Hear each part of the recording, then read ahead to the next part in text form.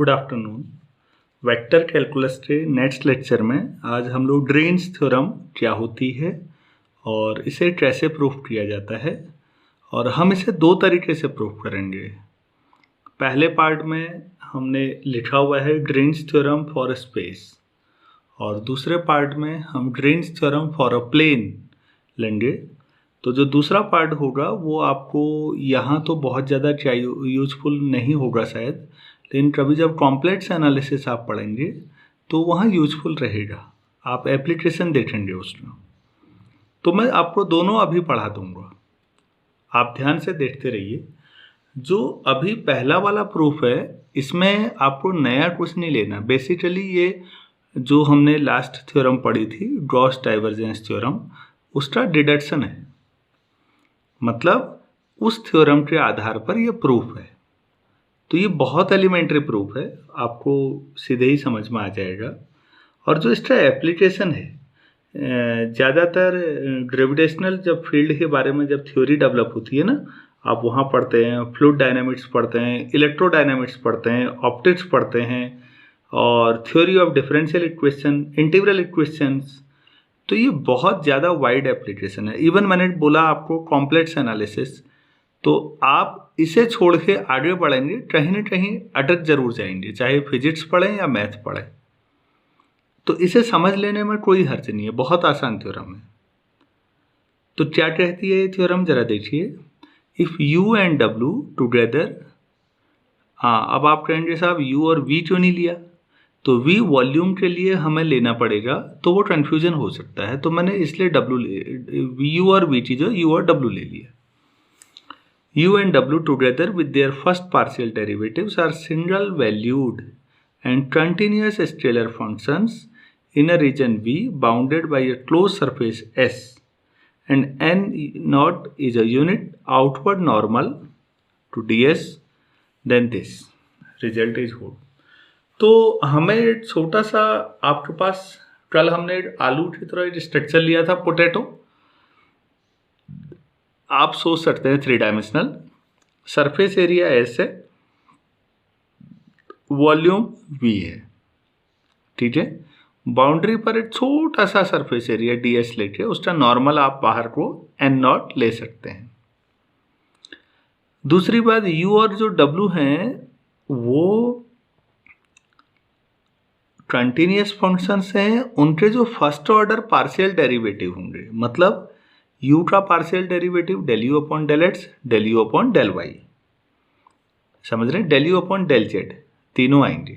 ऐसे डब्ल्यू के del W upon del x, del W upon del Y, del W upon del Z, ये सारे के सारे कंटिन्यूस होंगे। ये शायद आप समझ पाएँ या ना समझ पाएँ, कैलकुलस या रियल एनालिसिस की ज़रूरत है।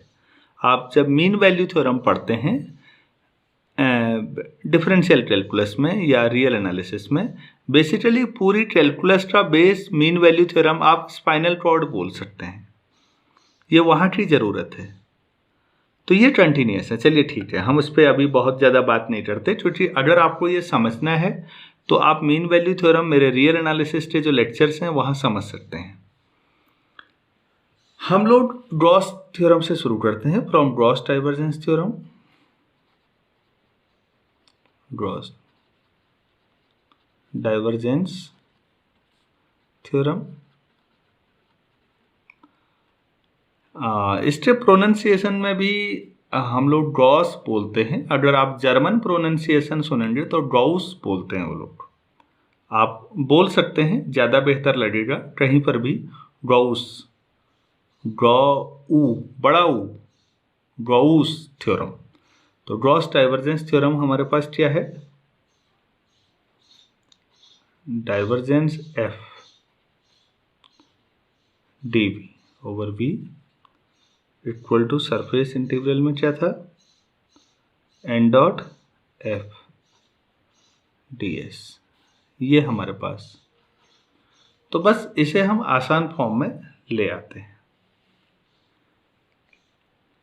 हम ऐसा करते हैं, let us put f equal to u del डब्ल्यू हम ये पुट कर लेते हैं। तो इसका मतलब क्या हुआ, u तो ठीक है, I del W upon del X plus J del W upon del Y plus J del W upon del Z. तो u सिंपली मल्टीप्लाई हो जाएगा तीनों के साथ। तो आपके पास जो f है वो इस थ्योरम को प्रूफ करने के लिए u del W upon del x, u del W upon del y, u del W upon del Z, ये हमने f ले लिया है। ठीक है, सो n डॉट f जहां लिखना होगा वहां क्या लिखेंगे आप, n डॉट और f आपके पास ये था u del w, del operator ये है। तो u तो आपके पास ये डॉट प्रोडक्ट जो होगा ये किसके साथ होगा, जो ग्रेडियंट ऑफ दिया है ना वे वेक्टर क्वांटिटी होगी। तो आप इसे ऐसे लिख सकते हैं u times n dot del w। तो आपके पास n डॉट f की व्यवस्था तो हो रही है यहाँ पर रखने के लिए। अब आप डाइवर्जेंस f भी निकाल लीजिए इसका और यहाँ रख दीजिए, बस हो गया, इतना ही करना है। तो डाइवर्जेंस f इक्वल टू हो जाएगा डेल डॉट f आपके पास। तो आप इसे लिखेंगे आई डेल अपॉन डेल एक्स, मैं सिग्मा में लिख देता हूँ, लंबा जा रहा है, चलिए पहले पूरा लिख देते हैं, आपको दिक्कत ना हो रहे। Del upon del Y plus K del upon del Z dot F आपने अभी ये लिखा है, तो I U del W upon del X plus J U del W upon del Y plus K U del W upon del Z. तो अब देखिए I dot I 1 होगा तो डेल वाई डेल एक्स कितना होगा, इसके साथ क्या आएगा u del W upon del x. ऐसे ही बाकी आएगा। तो मुझे लगता है आप समझ में आया होगा। आपको सिग्मा लिख देते हैं, पूरा लिखना क्यों है, काफ़ी लंबा जाएगा। तो ये क्या आएगा ज़रा देखते हैं, सिग्मा यू ऐसे ही del square W del X square plus del you upon del x del W upon del X, ऐसा आएगा। तो अब ये यहाँ पर एक्स में आया है, नेक्स्ट में वाई में आता, नेक्स्ट में जेड में आता। अगर आप सिग्मा पूरा खोल दें तो देखिए यू कॉमन क्या आएगा, del square W upon del X square del square W upon del Y square del square W upon del Z square plus यहाँ क्या आएगा, यहाँ ये u और w का x के रिस्पेक्ट में है तो सेकंड में y के रिस्पेक्ट में होता, थर्ड में z के रिस्पेक्ट में होता। तो del u upon del x del w upon del x, ऐसे ही del u upon del Y del w upon del Y del u upon del Z del w upon del Z, ये आएगा। तो आप इसे u डेल स्क्वायर w लिख सकते हैं। w देखिए बाहर आ जाएगा इधर राइट साइड में कॉमन, बाकी लाप्लास ऑपरेटर है डेल स्क्वायर, ये आ गया। और इसे देखिएगा, क्या मैं इसे ऐसे लिख सकता हूँ, I del you upon del X plus J del you upon del Y plus K del you upon del Z dot I del W upon del X plus J del W upon del Y plus K del W upon del Z, ऐसा लिखा जा सकता है। तो आप ये देखिए, इसे क्या लिखेंगे, u del square w plus ये डेल u है डॉट डेल w। तो आपके पास जो डाइवर्जेंस f है हम उसे ऐसा लिख सकते हैं। आपने दोनों चीज़ें कैलकुलेट कर ली हैं। ये आपके पास n डॉट एफ की वैल्यू थी, ये डाइवर्जेंस f की वैल्यू है। तो जो हमारे पास शुरू में था गॉस डाइवर्जेंस थ्योरम, वहाँ दोनों वैल्यू रख दें तो थ्योरम का मैक्सिमम पोर्शन हो चुका है। फ्रॉम 1 वी हैव, तो वॉल्यूम इंटीग्रल h में भी लिखा जा सकता है, v लिख रहे हैं तो u del square w plus del u dot del w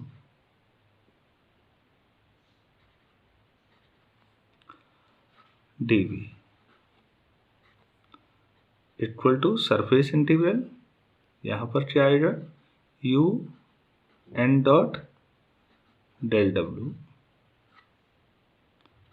ds। Equation number 2। अब जब हमने शुरू में f क्या लिया था जरा देखिए तो u डेल v ये लिया था ना। आप सिमेट्री से v डेल u भी ले सकते हैं, मतलब u और w इंटरचेंज किए जा सकते हैं, तो फिर ऐसा ही रिजल्ट मिलेगा, लगभग ऐसा ही मिलेगा। तो क्या मिलेगा, इंटरचेंज इन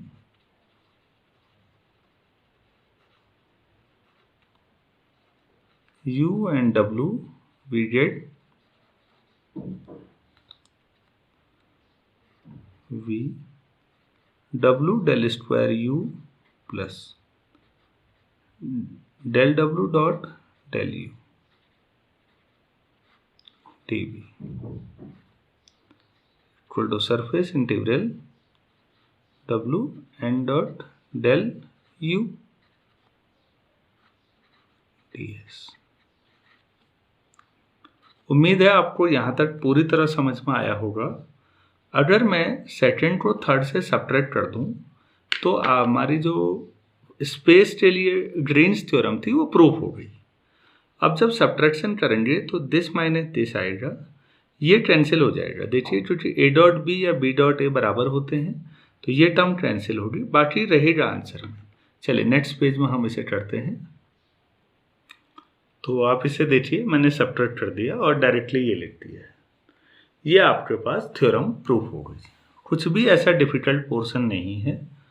बेसिकली ये ओरिजिनल प्रूफ है ही नहीं, ये गॉस के थ्योरम के बेस पर प्रूफ है। ये डिडक्शन है गॉस का। गॉस थ्योरम का डिडक्शन बहुत सारी जगह किया जा सकता है। गॉस का इलेक्ट्रोस्टैटिक्स का जो लॉ है ना, outward flux equal to charge inside upon epsilon naught, वो भी प्रूफ किया जा सकता है गॉस डाइवर्जेंस थ्योरम से। लेकिन खैर अभी मैं इतना लंबा कई चीज़ों को कवर नहीं कर रहा हूँ। उम्मीद है आपको ग्रीन्स थ्योरम स्पेस के लिए समझ में आ गई होगी। अब मैं सेकंड पार्ट में यही थ्योरम प्रूफ करने जा रहा हूँ प्लेन के लिए। अब देखिए आप, Green's theorem for the plane. If R is a plane region bounded by one or more closed curves and if u x y v मतलब u और v x y के फंक्शन है, आप z नहीं लेंगे, प्लेन में ले रहे हैं तो हम x y प्लेन मान के चल रहे हैं। u का y के रिस्पेक्ट में और v का x के रिस्पेक्ट में, एक्चुअली उन्हीं की ज़रूरत है। Are single valued and continuous at all points of R and its boundary C, तो आपको ये रिलेशन मिलेगा। आप ध्यान दीजिए, ये सिंगल और डबल इंटीग्रेशन में, ये डबल है एरिया, रीजन को कवर कर रहे हैं, और ये C फॉर बाउंड्री, तो ये लाइन इंटीग्रल की तरफ बिहेव कर रहे हैं। तो सिंगल और डबल इंटीग्रल में है ये अब डिडक्शन नहीं है, ओरिजिनल प्रूफ है। जिन बच्चों ने, अगर आप में से कई लोगों ने, ऐसा हो सकता है कि कभी कॉम्प्लेक्स एनालिसिस पहले पढ़ी हुई हो, तो आप जब क्रॉसी थ्योरम पढ़ते हैं कॉम्प्लेक्स इंटीग्रेशन में तो वहाँ पर इसकी ज़रूरत पड़ती है, लेकिन वहाँ फंक्शन एनालिटिक होता है। तो आप u x equal to v y, u y equal to v x, मतलब क्रॉसी रीमान इक्वेशन आप पहले से जानते हैं। हम क्रॉसी रीमैन यहाँ नहीं लगा सकते क्योंकि हम ये मान के चल रहे हैं, हम बीएससी फर्स्ट ईयर के स्टूडेंट्स के हिसाब से चल रहे हैं अभी।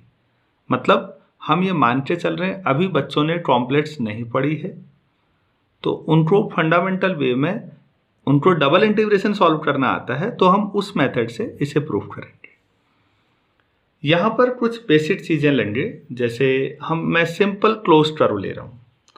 अब ये सारी डेफिनेशंस जो है हर एक का कोई मीनिंग है, लेकिन मैं अभी सरल शब्दों में आपको केवल इतना बता दूं, मैं एक ऐसा कर्व लूँगा जो कहीं पर अपने आप को काट नहीं रहा हो। मेरा मतलब है कि अभी हम ऐसा नहीं ले रहे हैं, ये ऐसा भी तो कर्व हो सकता है जैसे रस्सी मुड़ी होती है। हम ऐसा कर्व बनाने की कोशिश करेंगे जो ऐसा हो, आप समझ रहे होंगे। बल्कि मैं इसे और सरल बनाऊंगा, मैं ऐसा कर्व लेने की कोशिश कर रहा हूँ कि एक्स एक्सिस के पैरेलल लाइन ज़्यादा से ज़्यादा उसे दो जगह काट सकें, वाई एक्सिस के पैरेलल लाइन भी ज़्यादा से ज़्यादा दो जगह काट सकें। तो मेरे लिए और आसान हो जाएगा, मैं एक ऐसी सरफेस लेने की कोशिश करूँगा, मान लो इलिप्टिकल टाइप का। ये कैलकुलेशन की सुविधा है बस, और कुछ नहीं। सपोज ये एक्स एक्सिस है, ये वाई एक्सिस है, ठीक है। तो यहाँ पर आप मान लीजिए ये कोई लाइन वाई एक्सिस के पैरेलल लेते हैं, तो दो जगह मैक्सिमम इसको टच कर सकती है।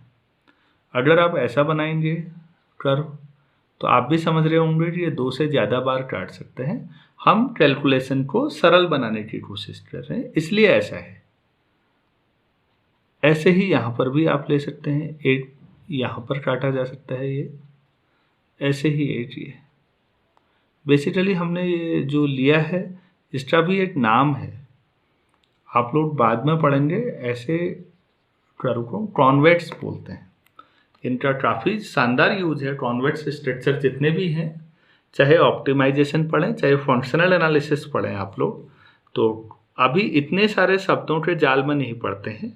एक सरल सा हमने स्ट्रक्चर लिया है, ये रीजन है इस बाउंड्री से घिरा हुआ। मतलब ये जो रीजन है ये बाउंड्री के अंदर है, चौकोर वाला नहीं, इलिप्टिकल शेप में जो मैंने ले रखा है। मैं यहाँ पर ए, यहाँ पर बी, मान लो ये एम है, ये के, ऐसा मान लेता हूँ, और ये एंटी क्लॉकवाइज ले लेता हूँ, ये ऐसे यहाँ से यहाँ तक, ये हमने रीजन लिया है। तो पहले पार्ट में मैं मान के चल रहा हूँ कि जो कर्व है बहुत सिंपल क्लोज कर्व है, कहीं पर अपने आप को खुद भी नहीं काट रहा है। और बाद में अगर ऐसा कर्व भी मिला सेकंड केस में तो हम इसको भी डिस्कस कर लेंगे, लेकिन पहले सरल वाला समझिए। उम्मीद है ये वाला डिस्कशन आपके काम आया होगा, थोड़ा सा आपको समझने में मदद करेगा। इन चीज़ों को अभी मत नहीं सोचना है। तो मैं केस फर्स्ट ले रहा हूँ ये बेसिकली। तो केस फर्स्ट में हमने जो स्ट्रक्चर लिया है वो काफ़ी आसान लिया है।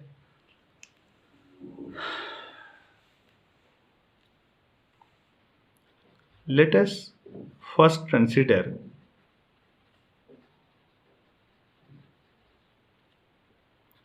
a region R bounded by a simple closed curve, हम इसको कोई नाम C दे देंगे, simple closed curve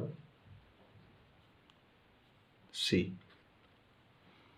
तो ये एक कर्व है, ये C है, हम इसको डिफरेंट आर्क में बांट सकते हैं। We take this curve in such a manner that at most two parallel lines can touch it along each axis, such a manner that at most two parallel lines can touch it along each axis, her axis की तरह ज़्यादा से ज़्यादा है। कितनी लाइनें touch कर पा रही हैं? 2 लाइनें। उनमें भी हम इनको मान लेते हैं, सपोज यहाँ पर x इक्वल टू ए है, तो x equal to a line y axis के पैरेलल होती है और इसे x इक्वल टू बी नाम दे देते हैं। यहाँ पर y इक्वल टू सी नाम दे देते हैं और ये लाइन भी होगी, अब यहाँ जगह नहीं है तो मैं यहाँ लिख देता हूँ y इक्वल टू डी। चलो यहाँ लिख लेते हैं y इक्वल टू सी। आप समझ रहे होंगे ये y इक्वल टू सी और y इक्वल टू डी के बीच में है, इधर x इक्वल टू ए और x इक्वल टू बी के बीच में है। ये बात हम लिख लेते हैं।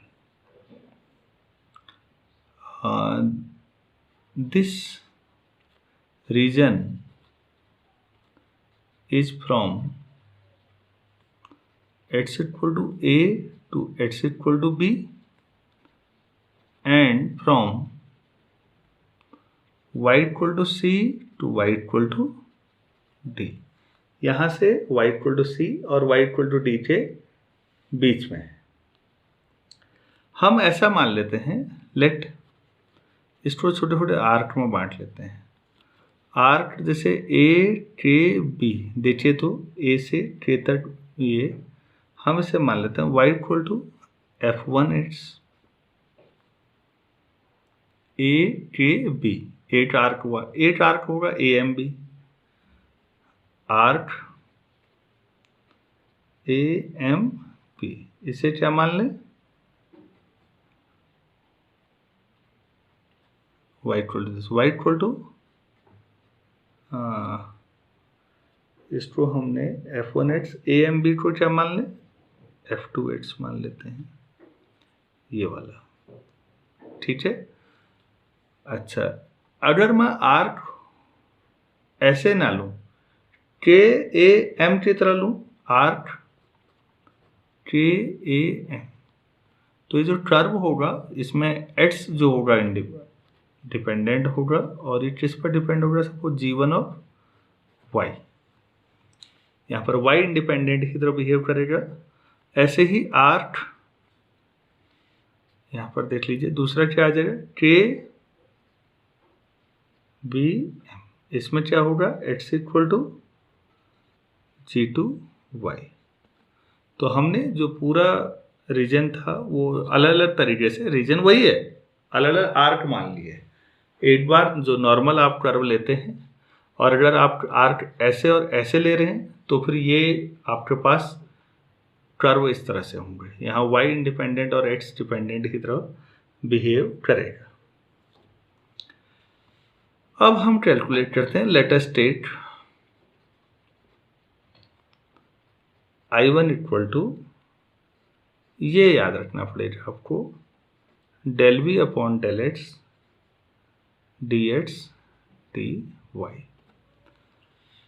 ये इंटीग्रेट करना है इस एक्सप्रेशन को इसी रीजन में, जो रीजन हमारे पास है।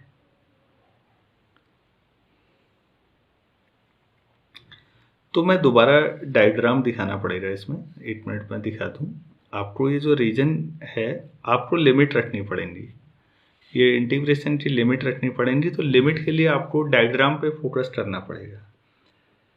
तो आप ये देखिए, आपको x में कहाँ से कहाँ तक करना पड़ेगा और y में कहाँ से कहाँ तक करना पड़ेगा। तो x की लिमिट आप रखेंगे y की टर्म में और y की लिमिट जो होगी वो कांस्टेंट होगी।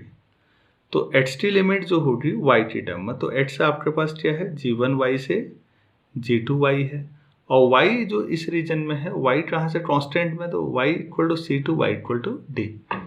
अगर आपने डबल इंटीग्रल कैलकुलस में पढ़ा हुआ है तो आपको समझ में आ रहा होगा कि हाँ ऐसा ही हम करेंगे, पहले x को y के रिस्पेक्ट में और फिर y को कांस्टेंट के टर्म में। तो इस बात को लिख लेता हूं मैं। It is necessary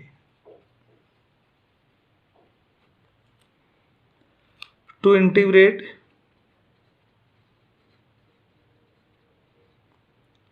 with respect to x from the arc x equal to g1y का मतलब आर्क क्या हुआ?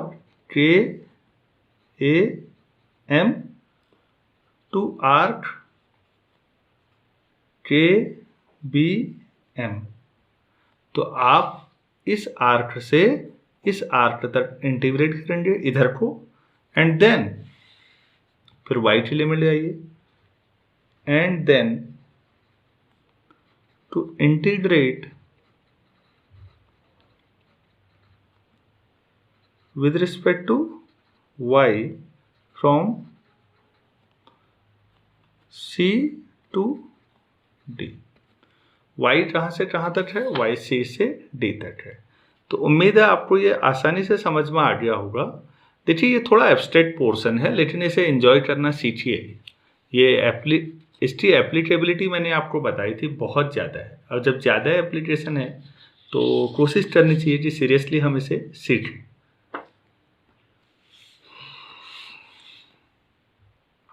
तो हमारे पास ये करना है। इसमें हमने अभी देखा था कि x कहाँ से कहाँ तक था? G1 y से G2 y तक, और y C से D तक। ठीक है, तो आप पहले इस पोर्शन को सॉल्व करिए।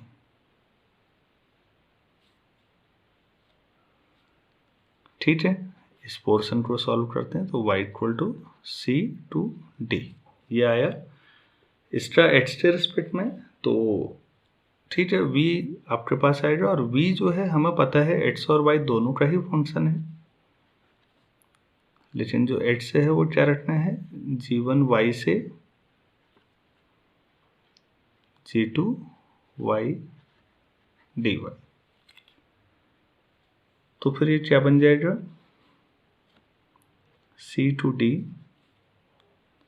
v एच टी जो अपर, पहले अपर लिमिट रखिए, G2 y कॉमा y,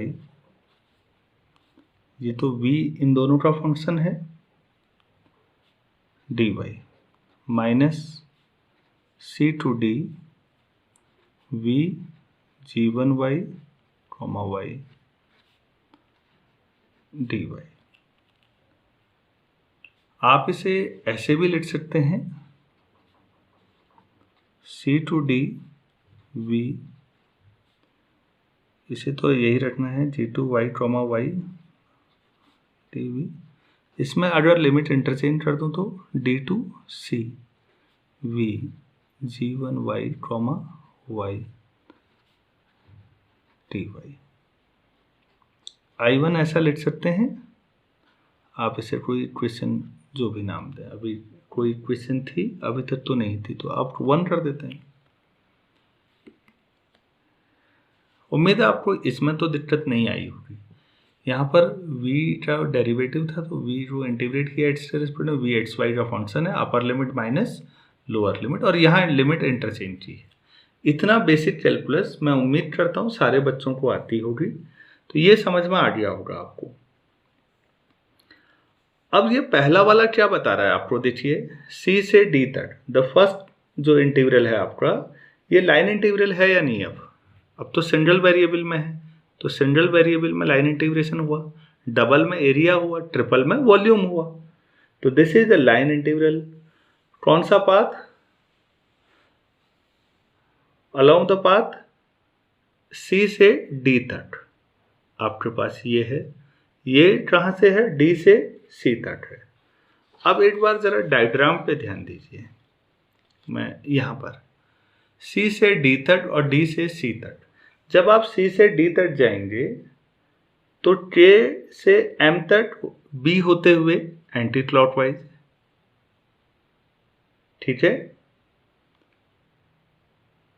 और जो दूसरा इंटीग्रल होगा वो क्या है? कहाँ से कहाँ तक है? D से C तक है। तो वो आपको कहाँ ले आएगा?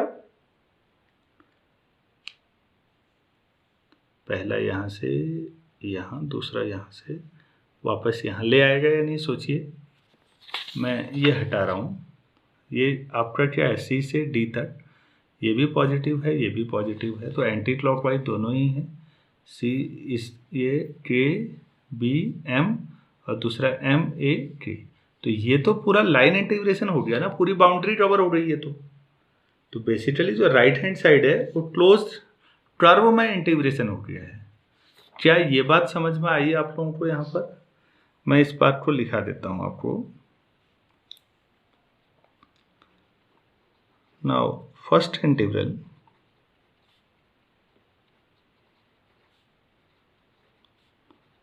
on right hand side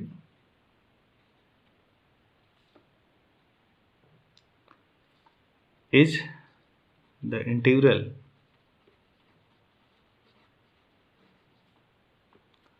along the path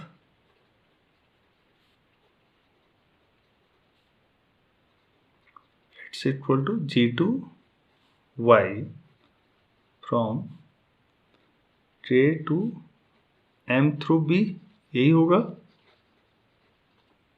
मैं फिर एक बार दिखा रहा हूँ डायग्राम आपको, ये वाला k to m through b। अब यहाँ के लिए क्या लिखोगे? From m to k through a, दूसरे पार्ट के लिए। Second integral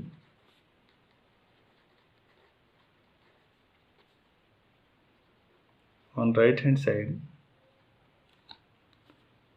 is same integral, तो फंक्शन तो एक ही जैसा है दोनों, इस same integral along the path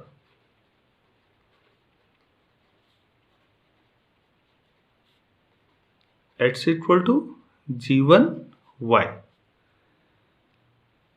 in the direction, हाँ अब आप ही बताएंगे, in the direction from m to k via या through a।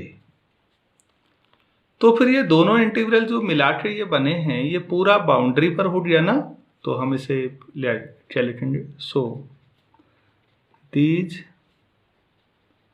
To integrals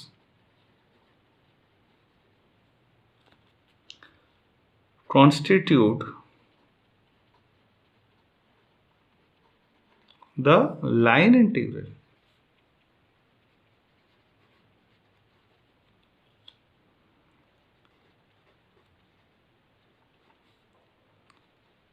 around the entire closed curve C।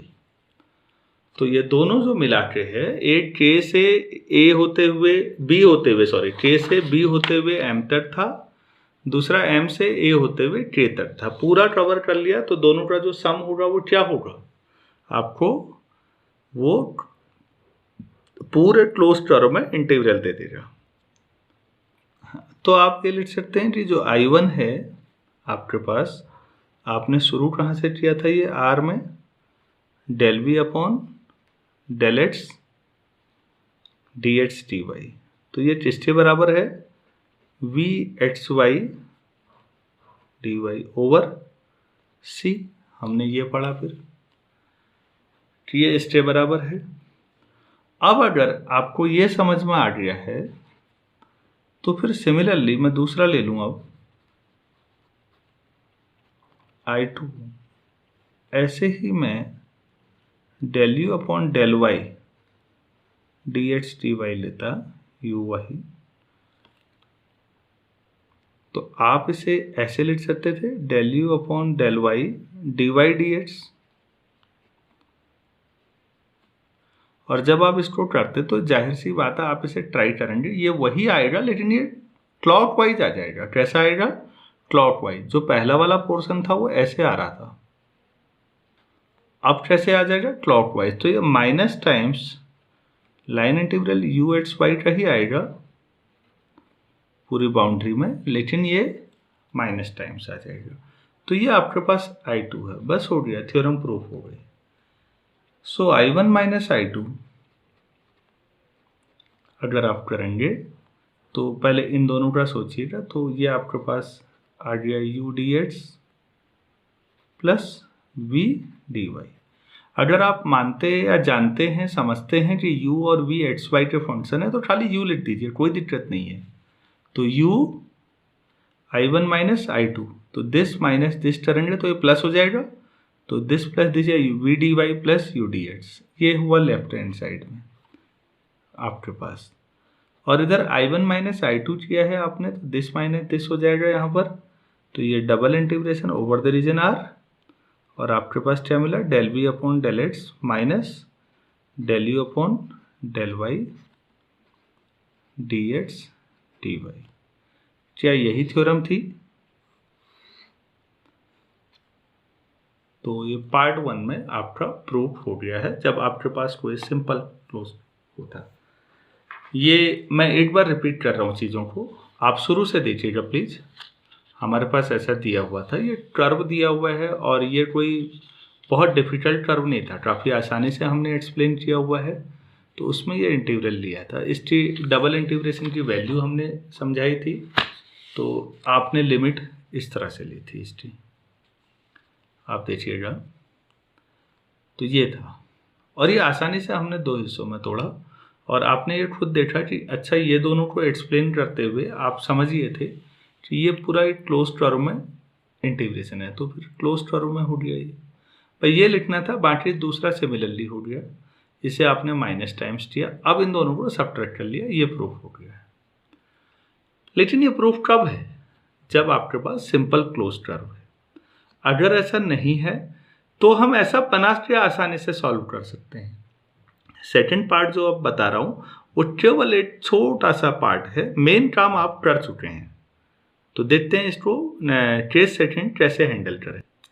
मान लेते हैं मेरे पास इस तरह का कोई कर्व आ रहा है,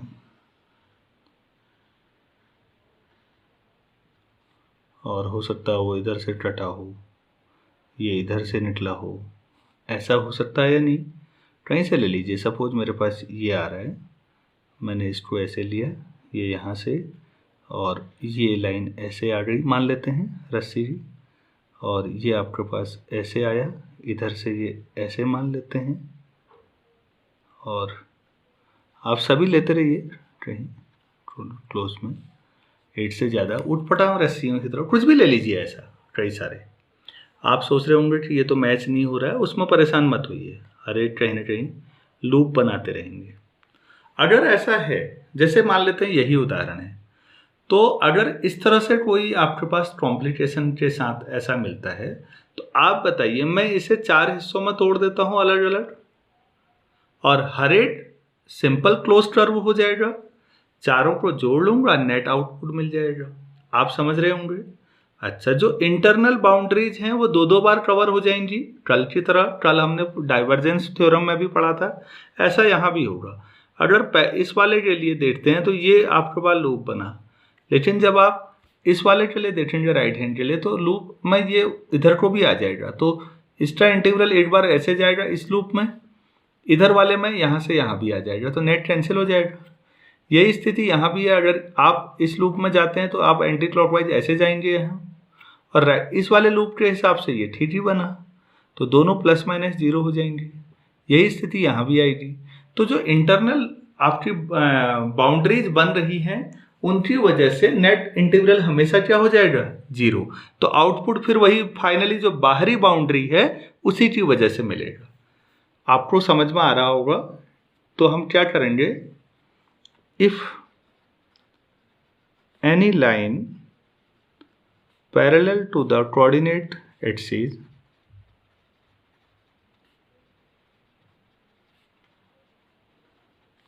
cuts the curve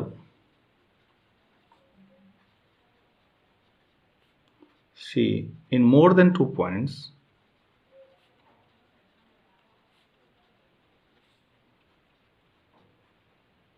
ठीक है ना। ये इसमें आप अगर पैरेलल सोचें तो हो सकता है 1 2 3 जगहों पर काट सकता है या नहीं, इस तरह की सिचुएशन। 1 यहाँ भी हो जाएगा, 4 हो जाएंगे।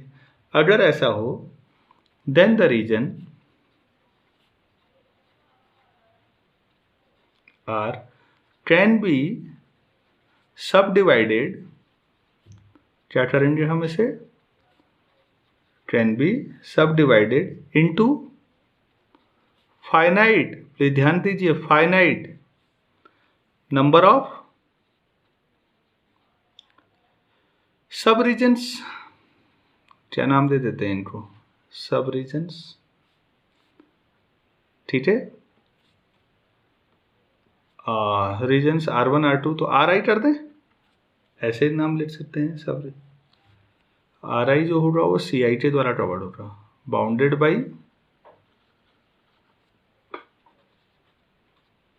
CI such that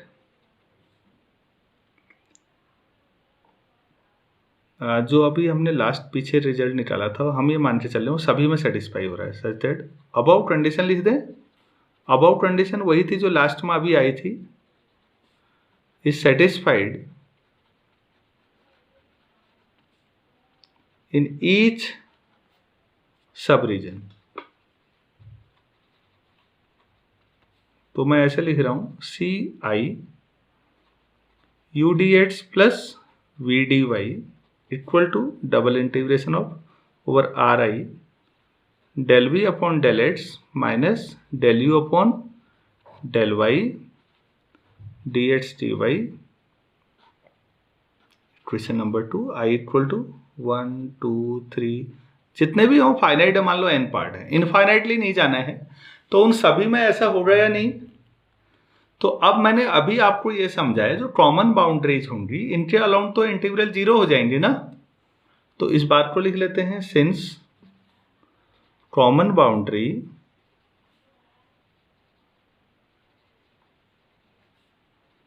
of two sub regions are traversed. Traverse मतलब जैसे आप ट्रेवल करते हैं, तो यहां पर जब कवर करते हैं किसी बात को तो हम ट्रेवर्सिंग कहते हैं, ट्रेवर्स twice in opposite direction.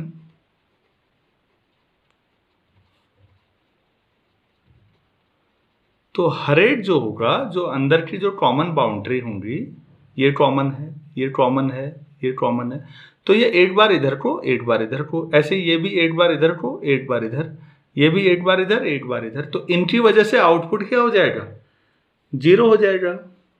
So the contribution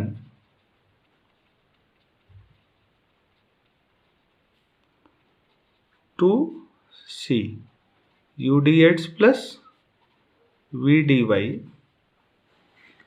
along such boundaries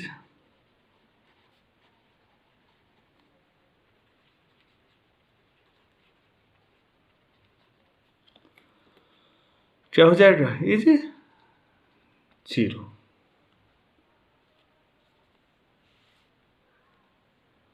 तो फिर फाइनली क्या हो जाएगा, फाइनली जो अंदर वाले हैं वो तो सब उनकी वजह से तो आउटपुट 0 ही हुआ। तो फिर पूरा C में UDX plus VDY equal to this are del V upon del X minus del U upon del Y dx dy is always true.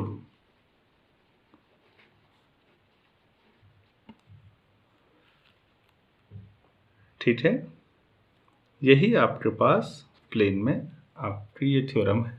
Theorem तो पहले भी हो गई थी, लेकिन अगर किसी को ये लगे कि सिंपल नहीं है, ऐसा है, तो भी आपने देखा आउटपुट फाइनली वही आया था। देखिए, ये जो मैंने प्लेन के लिए आपको आज ये बताया है, ये एकेडमिक वैल्यू के लिए है। प्लेन वाला मुझे उम्मीद नहीं है कि हमारी यूनिवर्सिटी आपसे पूछेगी, लेकिन इन नोट्स जब आप पढ़ते हैं, समझते हैं, नोट्स बनाते हैं, इसे मेंटेन रखिएगा।